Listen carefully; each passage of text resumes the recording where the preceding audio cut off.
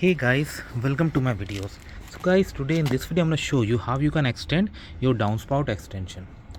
So before I proceed further, if you have not subscribed to my channel, please go and subscribe right now. So guys, I have this Flex-A-Spout 55-inch downspout and I want to increase it further so that it can go in my front yard, just to have this area clear.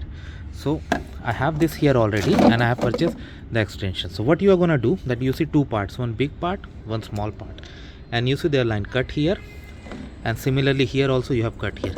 So we are gonna make a cut here and cut here. So I'm gonna cut. You can use a knife or you can also use a scissor and thing like that. So I'm gonna make cuts and then I'm gonna show the next steps. So now the cuts have been made, so I'm now I'm gonna put it inside. Okay, just use slight force, let it go inside. Once it is slightly inside, rotate it clockwise so that it goes inside further. So now you can see that how good it has been extended.